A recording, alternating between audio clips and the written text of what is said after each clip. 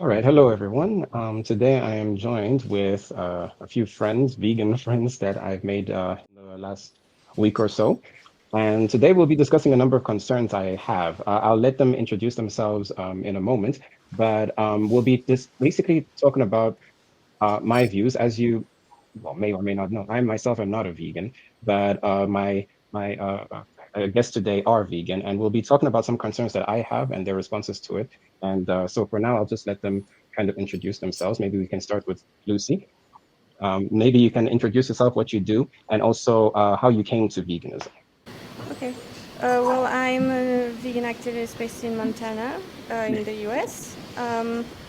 I do mainly outreach. I do a little bit of podcasts, things like that. And I came to veganism first through vegetarianism when I was a teen, and then I didn't really understand it at first. I thought it was more about suffering, so I kind of went back to vegetarianism a few times, whatever. And then at 20, I understood veganism a little bit more, and I've been vegan for 6 years now. Yeah. That's cool. And then Tofu. I go by TofuDog, and Lucy, I was having a really hard time hearing you. I don't know if that's Oh. just me at this point, but I just wanted to put that out there just in case. So I have been vegan for 2.5 years now, and before that, I was vegetarian for 9 years. But 2.5 years ago, approximately, I got to know my partner, and I remember thinking he was eating meat at the time, and I was a vegetarian. I thought I can't carry on in this relationship if you're going to be eating meat. So I said, let's watch Dominion, and I kind of knew what was going to happen when we sat down to watch Dominion. I knew I wasn't going to come out the other side still a vegetarian. So that was the final tipping point for me. And as far as activism goes, I've been only doing that for about 5 to 6 months now, and I've been mainly on YouTube. And so far on my channel, what I've been doing is sort of educating myself so that I can be a good activist. So that was kind of the starting point, was feeling like I wasn't qualified to speak on the subject. So just doing my research and then sharing the research that I had gathered with other people and then sort of organizing it into a video was sort of helping me sort of boost that confidence and feel like I could share with people in multiple ways through both YouTube and then also in real life. Oh, that's cool. Thanks. And then Brendan. Yes, cool stories, everybody. My name is Brandon. I go by Logical Consistency on YouTube, Instagram. I have been vegan since 2017. Um, how that started is I actually got into it for health purposes. So I was really interested in nutrition and I wanted to adopt the diet that would help me live the longest. So I started doing my research on plant based dieting. And then once I did go fully vegan in March, I got started kind of researching and got into the moral position of veganism. And I just kind of grew from there. Now I'm kind of diehard vegan. I'm not just doing it for health or for diet. And yeah, one thing I always like to talk about is I kind of was exposed to slaughterhouses and factory farming young. I remember being like 5 or 6 and watching some kind of documentary on HBO about, I don't know if it was about animal rights or about slaughterhouses specifically, but there were these interviews with slaughterhouse workers talking about their experiences with the animals and the standard practices, the non-standard practices, just all the abuse that goes on. And that kind of stuck with me, even though I wasn't vegan until I was 18. That was always in the back of my mind for years. And then it kind of clicked once I got into it. But yeah, that's how I ended up here, I guess, almost 7 years later.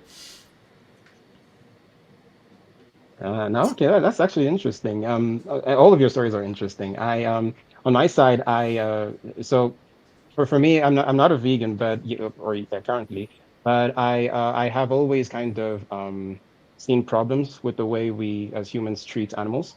I That started because of circuses when I was a kid. It's kind of like I used to. I didn't really go to circuses and stuff, but then it's because I was afraid of whips because of the sound of whips. Because I did visit a farm once, and then somebody cracks whip, and I was like, that that sounds like it would hurt somebody, or at least scare somebody, if they did if they were whipped with that. And then when I saw that they used that on animals in circuses, I realized that can't possibly be humane. That's not a good thing. After that, it was other realizations such as zoos, kids school trips to zoos. The animals just looked depressed. It wasn't even that exciting because most of them were just lying there, not doing anything, being in prison, and some of them even looked a bit malnourished. So as a kid, I grew up with that. However, I was not much of an animal lover, I would say, because I was also aware of the fact that many animals would want to do me a lot of harm. This is because there was a news story that happened, I think, in the Eastern Cape or something, where some criminals were trying to get away from the police and they employed dogs on them. And it was the most brutal thing. Back then, they didn't really censor things from the news, so everything was very graphic. And, witnessing that as a kid, I saw how the dogs were ripping their flesh off their bones, trying to kill them by going for their throats. It was really horrible. And also here, dogs, people usually have dogs for protection. They don't really just have them as a luxury or whatever. Usually dogs over here, people try to get the biggest, most vicious dogs for their own protection. So most of my life, I've always kind of seen animals such as dogs and stuff as danger. But it doesn't change the fact that I wouldn't want harm to come to animals, and I don't want their enslavement or their killing if it's unnecessary. So that's kind of been my position throughout my life. But recently, uh, maybe months and stuff, I've kind of been thinking about what counts as necessary. If there are things that are not necessary anymore, then why do we continue to do it? And that's what I've been going into. So I really want to get into the points because I think you guys are gonna. I really want to hear your opinions on some of these things. So the first point is something that I don't actually hear a lot of vegans and non-vegans talk about, which is animal testing. I know that you speak of it a bit, like you're against it, but there are a bunch of implications that need to be discussed if we are to, for example, end it. Of course, animal testing is horrible. It's not just what people think, like, oh, they just tested it on the animal to see if it's really horrible. I personally, just a bit of background, my field of study is phytopathology, so like plant diseases, but I work mostly in agriculture. So I occasionally see what happens to animals on farms, but my main concern is for the growing of plants and the protection of plants for food security and stuff like that. So, but as for animal testing, I wanted to ask each of you what your thoughts are on, because firstly, it's required by law in the States, by the FDA. In order for certain chemical drugs and products to be approved, it is required that it was tested on animals. So that's the first thing. But the second thing is also we benefit from that medication. I think if you fell sick, you would also take some of that medication. And other animals also benefit from the medication that was done through animal testing. So I just kind of wanted to hear your thoughts firstly on that. What do you think can be done about animal testing? Anyone can go. I'll start because I actually watched I watched a recent debate on this actually. I don't know if you're familiar with Dr. Avi. I'm sure the vegans might be, but he actually did a debate on animal testing. So from what I understand, especially the testing we do on mice, specifically, while there may be some information we get from it, from how I've understood it, it's not actually that useful to determine what. All right, people, Cool. sorry about that. If you can continue.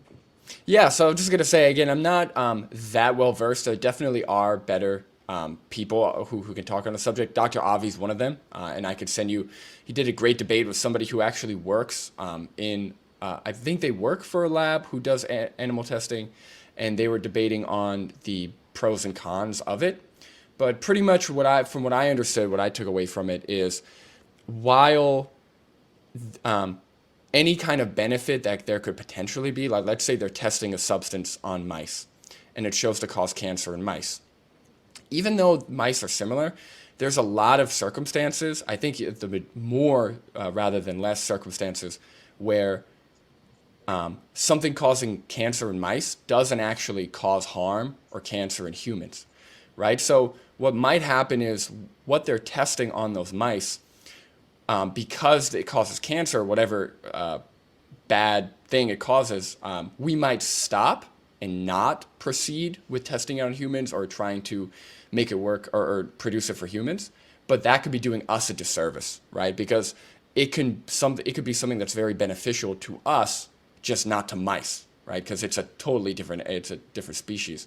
So that's what I understand is, while like there may have been some circumstances where there was some use or it has been used, so for the most part, it's pretty ineffective when it comes to testing and determining what's safe and what isn't for humans. Lucie, Tofu, what do you have to say about it? Do you want to go first? Go ahead. Would you like to go ahead? No, I'd like to go last, actually. Okay. Okay. So I also think an important distinction to make is that not all animal testing is the same. There is some animal testing that's like for drugs, but there's also animal testing that's like for skincare and things that are definitely not cosmetics. necessary. Like there's a lot of testing that that they do on monkeys that are sort of like behavioral, psychological. So I think that it's also important to recognize that not animal testing is like what we think of as this like life-saving medicine, like scientific, like really rigorous process. I mean, there's a lot of stuff that's really just seems to be cruel for the sake of cruelty. That is definitely falls into the category of unnecessary. So I think that, first of all, that's an important distinction to make. And then when it does come to what is still sort of, required by law, there is, as previously mentioned, like a lot of cases where what actually is happening in the studies is just not applicable to humans. And if something does pass rounds of animal testing, it still does end up in some capacity being tested on humans a lot of the time. So the earlier trials of animal testing are not always even relevant to the final product. And Lucie, you wanted to say? Yeah, I wanted to talk about it's interesting because we're talking it makes sense that we're doing that, but because that's the question, that we're talking about how it's benefiting us, right? Because this is the whole point, which is what humans do. Like, we see animals as resources, right? We take it for granted that it's okay to use them as resources because we always have and we can. The thing to think about as well is even if we benefit from using someone, does that make it okay for the victim? You know what I mean? Does that, just because we can do it and it benefits us, does that mean that we should do it because it's okay for the victim as well? You know what I mean? It's not only about us as well. It's something to keep in mind. When it comes to the legal aspects of it, it's interesting because there also are alternatives that are being pushed forward by scientists themselves, in the scientific community, because they think that animal testing many times is actually, like we've already said, it's not really it's not a very efficient method to determine whether something is good for humans or not. So I wanted to also talk about what if we replaced the animals in this situation with humans, non-consenting humans? We wouldn't find it okay, right? It's unethical for a reason. And they used to do that on some humans, right? And now it is illegal to do that because we finally came to our senses about it. What if animals right now are in that exact same position? What if in the future we actually look back and we're like, oh, that was just as unethical because they're a sentient being and they deserve to, have the right to their own body, and they cannot give consent. They're like children in that sense. They cannot necessarily conceptualize of consent in some cases, and just they are unable to communicate with us anyways. But what you said was interesting about the fact that animals might also benefit from that. I think that it's a strange thing as well, because it's if a non-consensual human who is healthy, for example, you would say, well, it's going to benefit other humans, right? That human wouldn't care because it's not going to benefit themselves as an individual. So it's not only about what benefits the group, it's also about the rights of the individual. their body sovereignty and the fact that they just can't consent or did not consent to it. And then when you have like someone who does consent to it, of course, it is different. And if it's especially someone who consents and who is going to benefit directly from it, for example, they have a disease and they're like, okay, I have nothing to lose basically, but why put someone in that position who is healthy and who is not going to benefit from it directly instead of someone who's consenting and who will benefit directly from it? You know what I mean? Mm. So yeah, that's what I would say. Yeah, totally.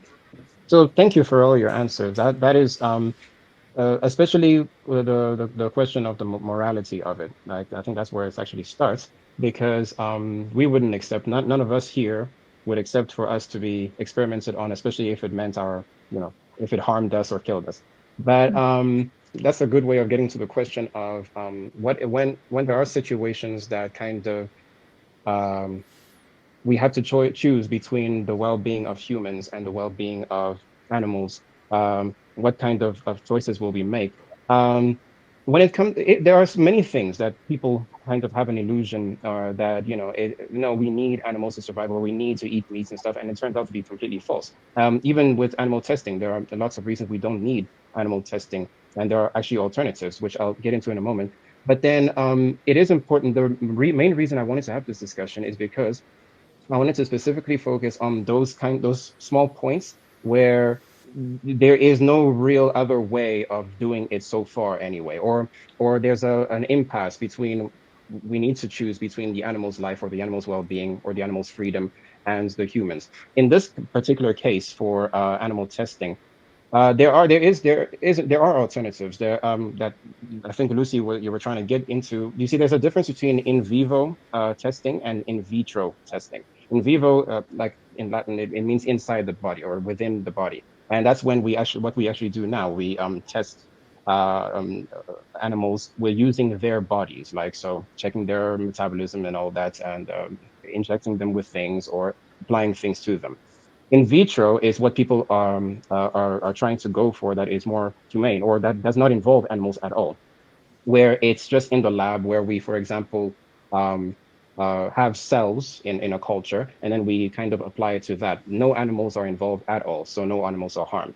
And that does work for some things. In fact, I was reading on one example of a German respiratory system that they tried to emulate or stimulate that you can test inhalation of different toxins in the body. So it does work pretty well according to PETA anyway. But then there are others, and that is unfortunately the majority of types of testing that requires the inside of a body. Some cells, we need to see how they would react when it is inside the body. There's no other way to do it.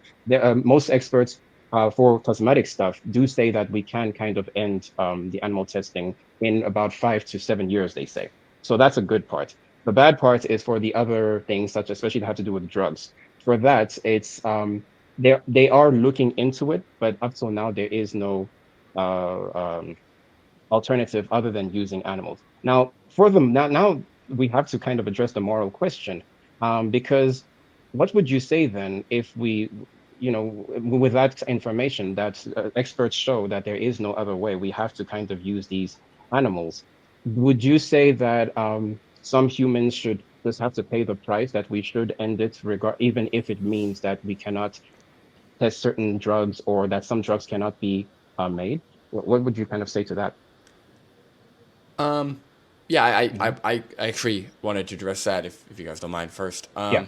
Because you mentioned that there is, or you mentioned that it's a necessity, but so something being like legally mandated doesn't actually show that it's needed. Like I mentioned, from what my own research that I've done on this topic, and especially with that debate, which I will send to you. I think it's a good one. You should listen to it. Mhm. There would have to be evidence showing that testing on animals actually is effective and actually correlates to the effect that whatever we're testing happens on humans, right? Because Mhm. from what I've seen, any type, and I think TofuDog alluded to this as well, any type of testing we do on rats we still have to do that testing on willing human participants with a lot of unknown factors anyway, right? So people still have to volunteer. We still have to do human trials. And a lot of times, again, it might not show anything in rats, but then it'll show something in humans. It might show nothing. It might show something in rats, but then it's perfectly safe for humans. So, from what I understand, is it just doesn't. It hasn't. It's just not effective. Like it's not really. It doesn't really correlate that well. Now, I'm open to seeing research or seeing other arguments, but from what I've seen, it's just not going to be. I don't think it's a necessity. I think we can definitely continue doing what we're doing, like you said, whether it's petri dish studies, whether it's continuing with voluntary human studies, like Lucie mentioned, how people who are suffering from certain diseases, most people who are dying of conditions or suffering with conditions, they would happily volunteer to try out new drugs or try out new things, especially for stuff like cancer or life-threatening diseases. So I think that is as effective, or that would be a good alternative. And then again, when it comes to what's right or the morality of it, I think even if there might be a slight benefit or slightly less risk to humans, I don't think that's a good enough reason or a good enough justification to, essentially breed and enslave. I don't know how many animals are tested, but a lot of animals, strip them of their rights that we want to extend to them, and then potentially cause them harm or kill them. So that's where I would still stand. Well, just on that, before the others, it is with no matter with a whole lot of documents that you find, animal testing is actually still very effective in the. What you're referring to are the number of animals that have been tested where it has shown that nothing has come of it. So it failed experimentation. And that is also another issue because that means that they actually died for nothing. Well, not for nothing, because now we have the evidence that that does not work. But for the ones that do work, it is actually quite effective. That is a fact according to what I've seen. But then if it should be done to reduce and the human population suffers from it, we definitely will suffer from it because voluntary human participants are actually quite rare. You would need to have somebody with the disease, of course, who is willing to let something be tested on him. And so the human population will suffer from that. Actually, I think that I wanted to say this at the beginning, but I think that most vegan alternatives that we have, I'm not saying that they're wrong. What I am saying is that I think that they will eventually, if we had to employ them in the real world, we would probably need to reduce the human population. Because a lot of the reason actually that the human population got to this point is because of on the expense of many animals, the mass production of meat and impregnating, raping cows and stuff, in order to even be able to get to 8 billion people like we are today, it is because of non-vegan practices. If we remove those non-vegan practices, the human population will be decreased. Now, I'm not particularly actually saying that that is a bad thing. I'm not saying that fewer humans on the planet is a bad thing, because actually I don't think it is. I don't think that if we were 6 billion people, it's a bad thing. I'm not saying kill people. I'm saying that if the numbers were less, it's not, to me, a bad thing.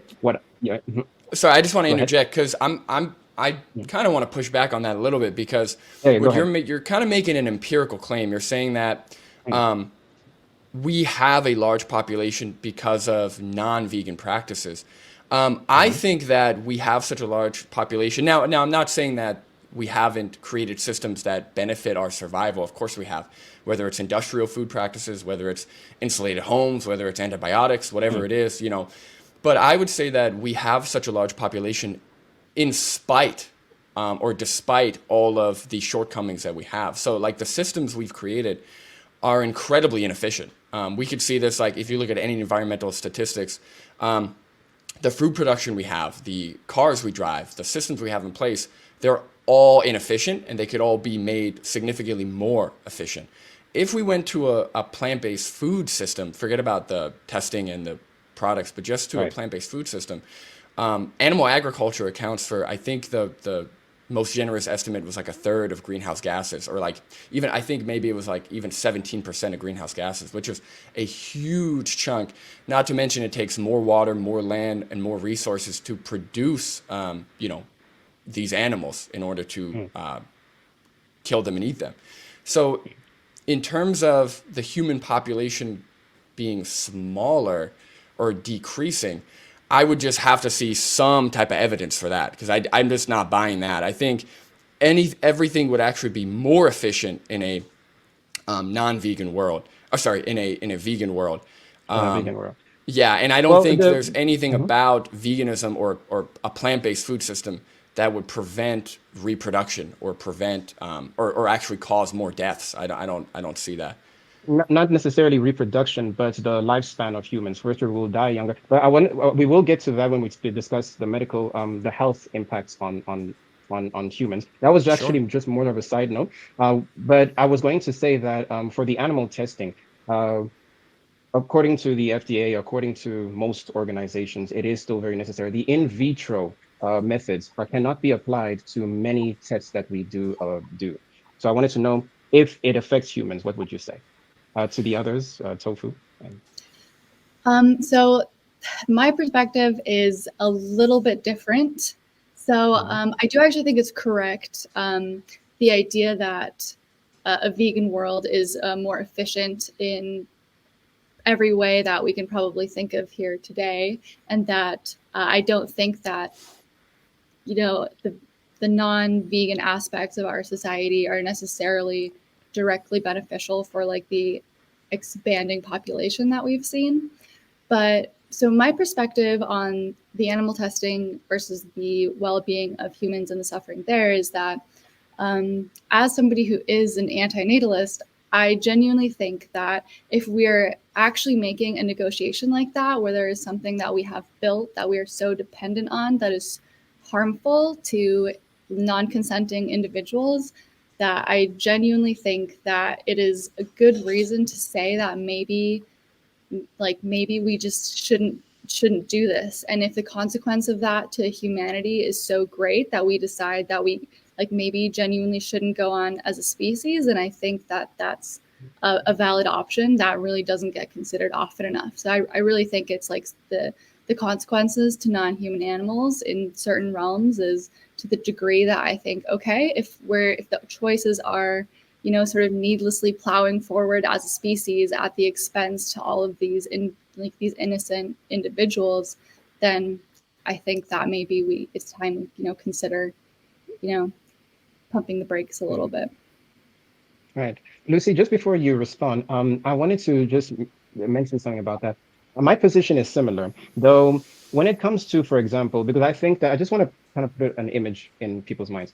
If I think that many people, when it comes to animals and humans, would have a very interesting sense of morality about that. Because if, for example, it's a human that you don't particularly like, or a human that would want to cause you harm, and there's a dog that you've known your entire life, you've been taking care of, you consider that closer to you, people would actually still, or if they have the option between the human and the animal, they would actually save the animal rather than the human that they don't like.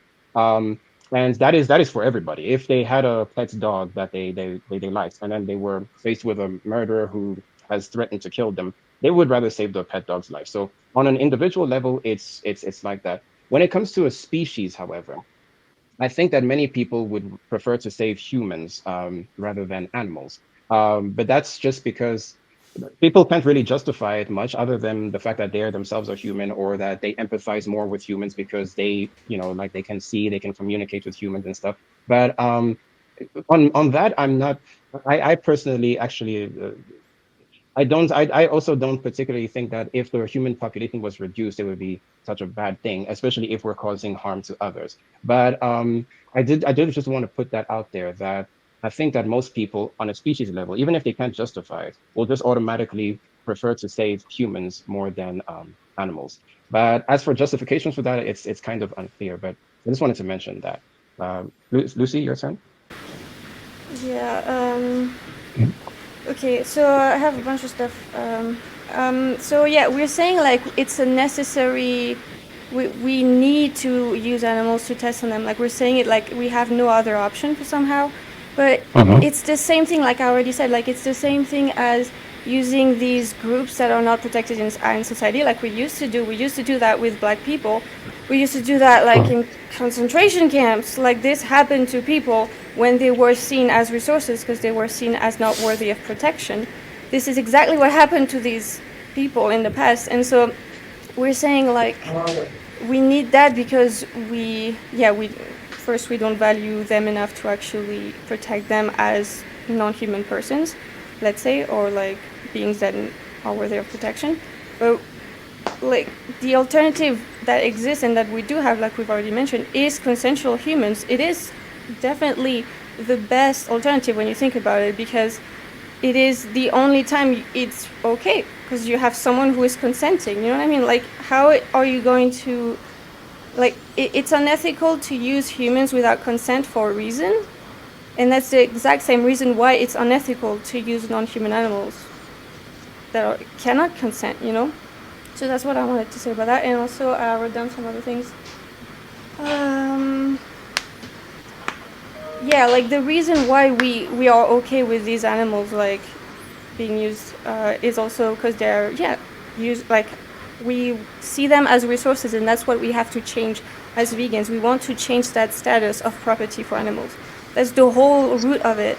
And once you really get that, you can see how, like, because they're sentient beings, they should not be used as resources, and how this is not an option anymore. It's just not something you consider as an alternative, just like the humans that were used in the past. Also, like, something what else was, you mentioned, like, most people would not really care about animals as much as they care about humans, right? But I would say that's completely irrelevant, because it's not really, it doesn't matter what, in this case, the oppressor cares, like that the oppressor cares about the victim that they're like subjugating. It does not matter at all. It should matter that the victim is being subjugated and that they should have, a right to protection. But it really does not matter if you care about someone. That doesn't give you the right that, if I don't care about someone, I can just use them for my benefit without their consent, Yeah. Like, that's, like, to me, that's completely irrelevant. Because in the past, people, I mean, for example, in America, at some point, like, a lot of people preferred whites to blacks, for example. Does that matter? It doesn't matter at all. It doesn't mean that black people should not have the same rights, for example. Like, and so it's this thing of like morality is subjective, but it's not subjective anymore when you're the victim. Like, it does not, it's not that subjective because there is a victim involved.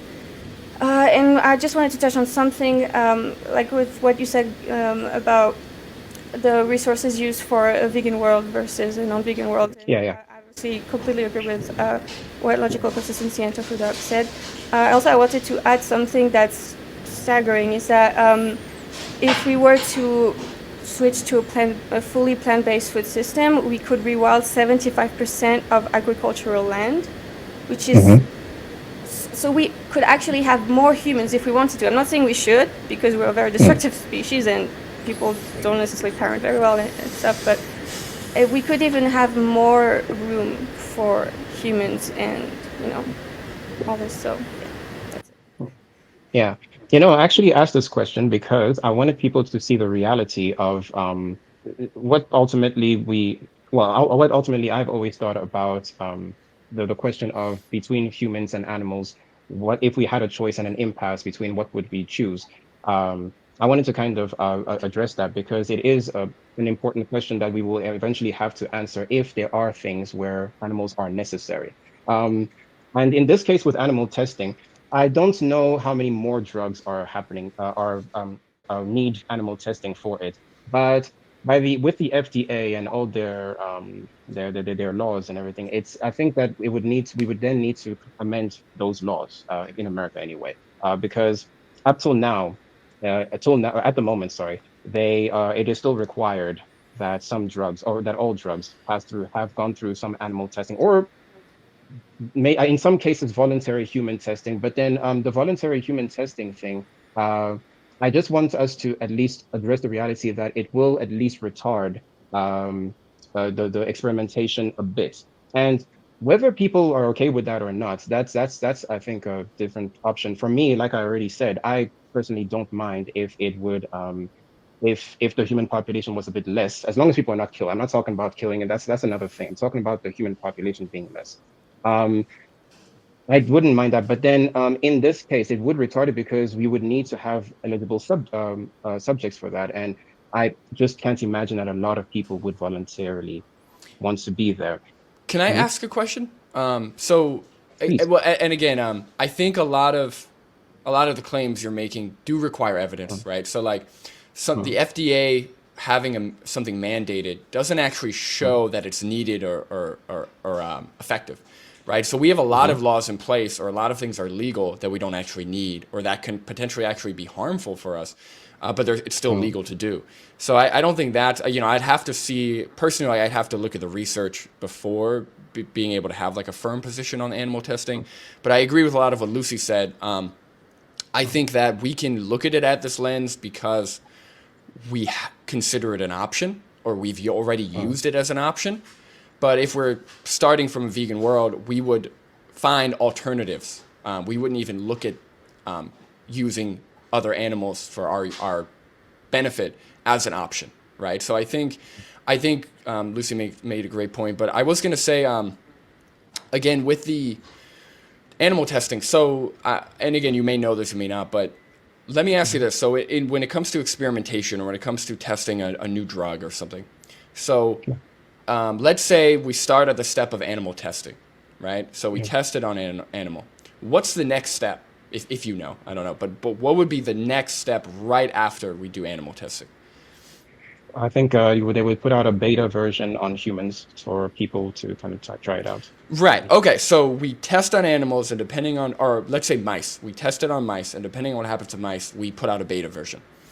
But what I was explaining earlier with the fellow vegans here, while you were taking the call, I did touch on how, like, a lot of times, I know that testing can be like, it's a precautionary measure for our safety, right? But there have been a lot of cases where it showed that a drug shows, like, let's say cancer in mice, and therefore we stop. So therefore we don't explore that drug anymore, which can actually be harmful to our survival, or harmful to humans, where something could be harming mice, and therefore we stop testing, or we stop further progress on that drug, when in reality, that drug could be life-saving or could be beneficial for humans, right? So if Has there been a case of that? So I just wanted to know, do you know about? Yeah, I don't know personally. Like I said, the debate that I've seen where research has gone over, I'll send it to you.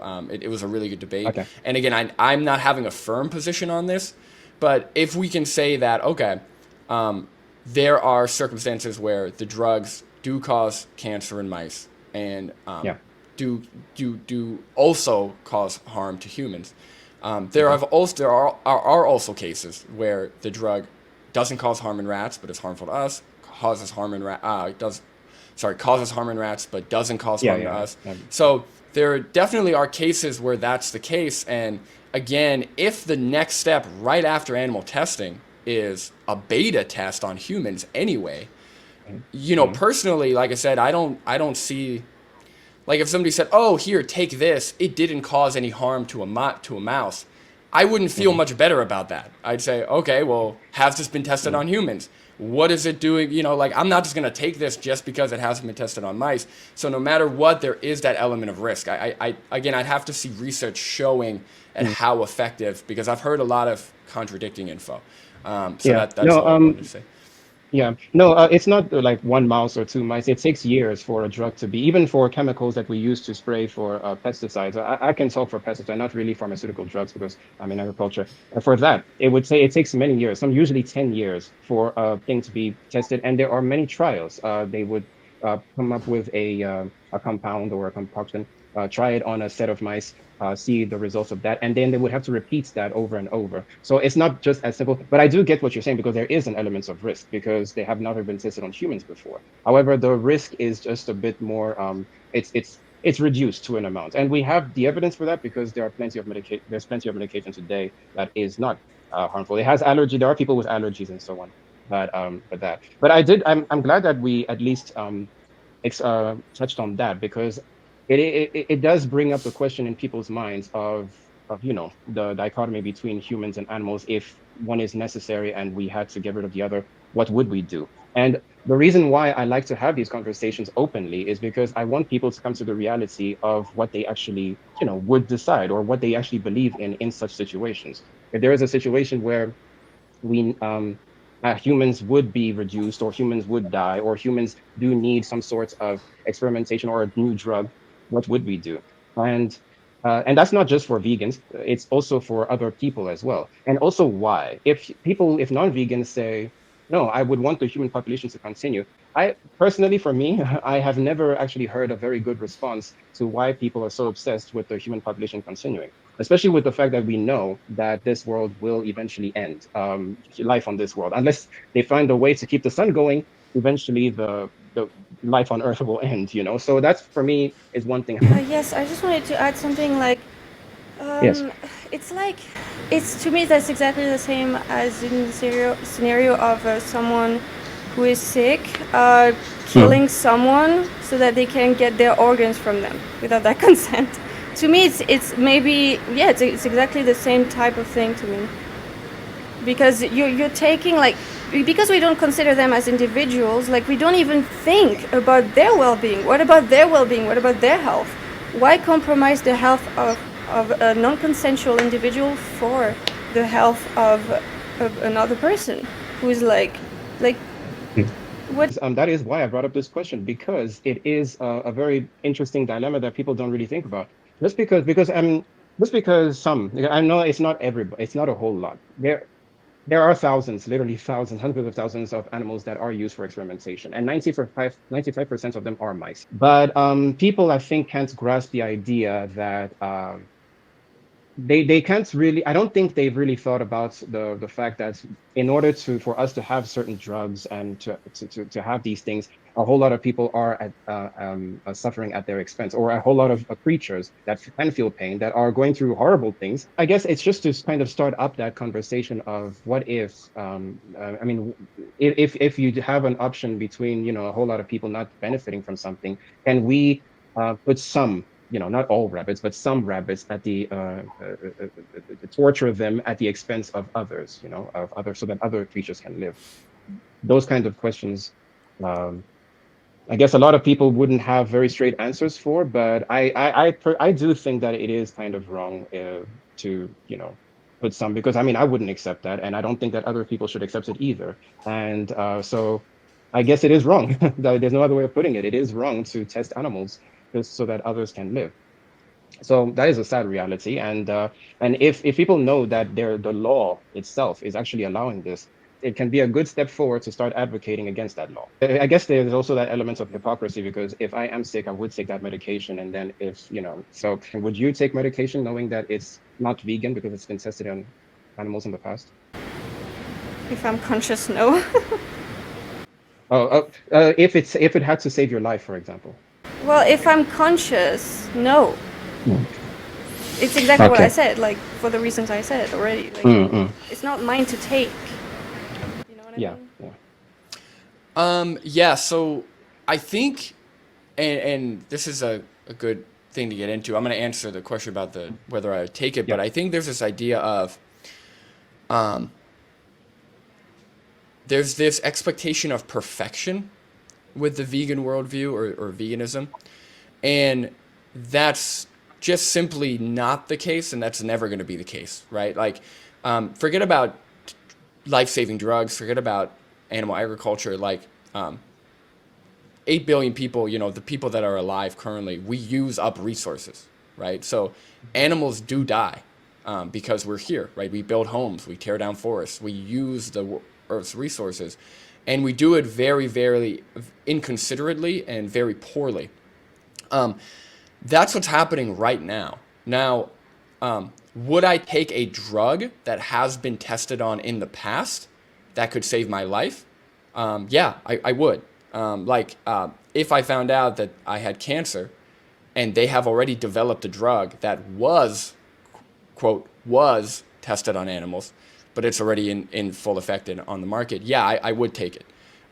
If they were saying, hey, Brandon, we want to test on animals for this new drug for you, then no, I wouldn't. So I wouldn't want to contribute to new testing, but if there was already a drug in place, yeah, I would take it. Because again, I think the vegan worldview or veganism is the only chance we have to get to a point where we can almost reach perfection when it comes to efficiency of resources, extending rights to other sentient animals, and especially like crop deaths. I know there's this whole lovely anti-vegan argument about crop deaths, but the only reason why... Yeah. No, I know. But I think the only reason why crop deaths are brought up so much is because we have such a poor consideration or a lack of consideration for other sentient animals. There definitely are ways we can reduce crop deaths, or if not eliminate crop deaths, if we actually extended these rights to animals, right? We definitely can relocate these animals, at least the vast majority of them. The reason why we take a huge plower or whatever it is and just mow down the fields willy-nilly is because we don't care about animals as a society, right? So veganism is not perfect, and especially how we would carry it out right now is going to look very different than a whole vegan world in 100 years, 200 years, 300 years. So if we make progress with that, like one step after the other.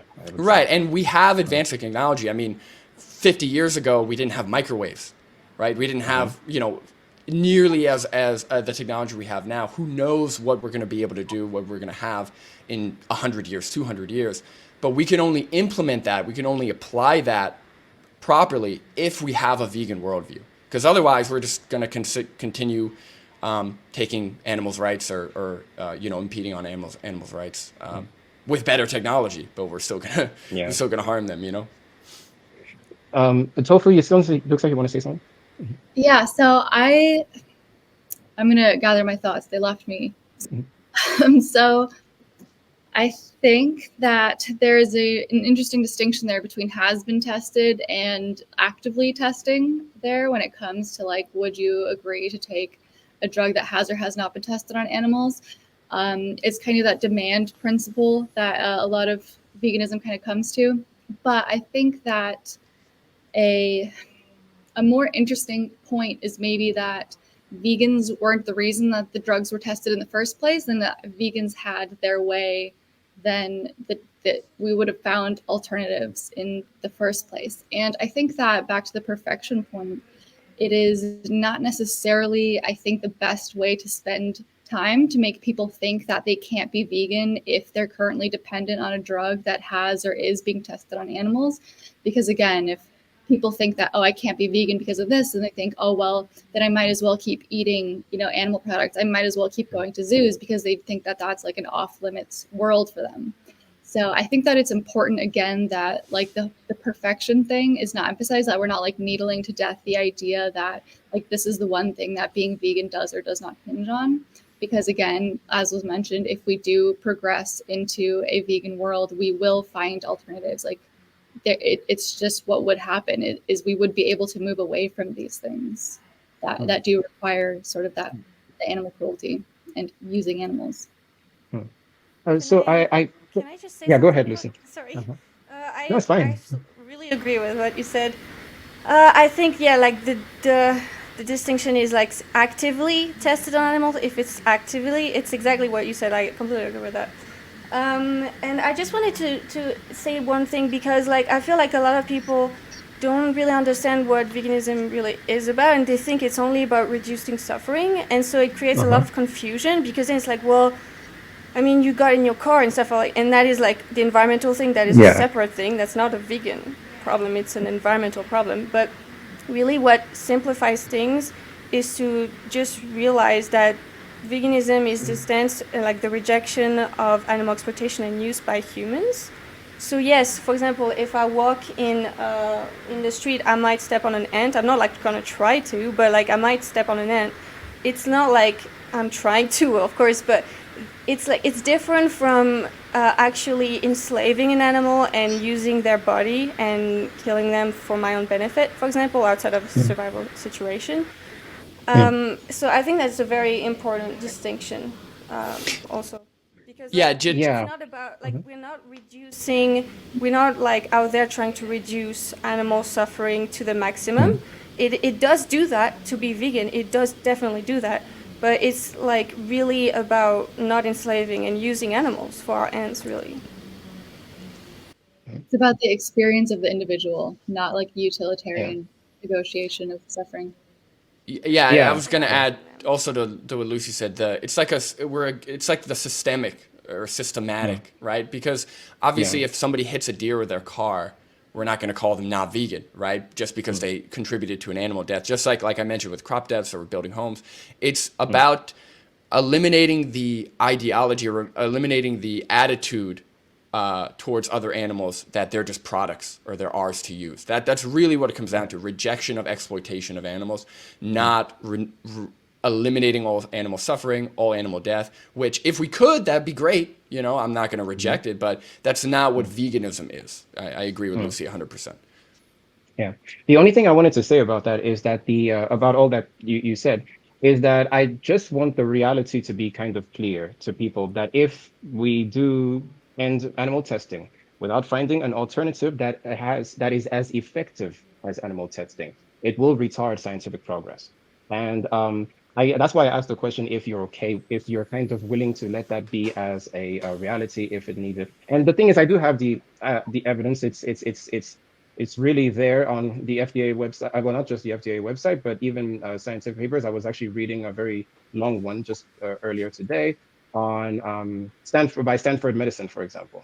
They list out all the reasons and also the alternatives, because there are alternatives, but they're just not useful for everything. Cosmetic stuff, we know that can have alternatives, but it's not just a one size fits all thing. There are some drugs that will not be able to do that. And if the reality is that, I just want the reality to be made clear that, you know. I Okay. just yeah. To me, it's like the same question as what if not test like what if actually when we stop testing on other humans, it retarded scientific progress because it probably did because we are the It same probably did, yeah. species.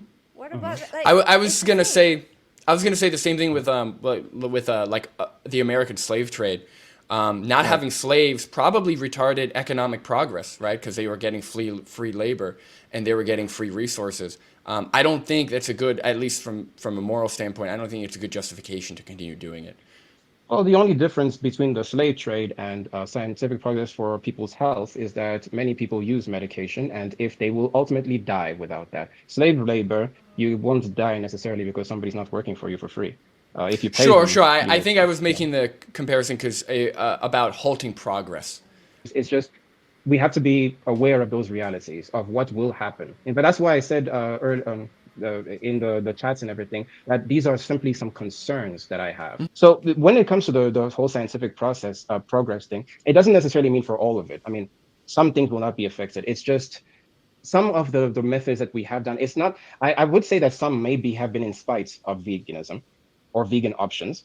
But some of them, the reason why I was just stating out the reality that we've gotten to 8 billion people is because of some of the methods that we use that have accelerated that progress that are not vegan. I don't think that if we use vegan methods for that, we would have gotten to this point. I think that there would have been a lot of diseases that would have continued. I think that there would have been a lot of, and when we get to the health concerns and the nutritional concerns, we'll get more into that. But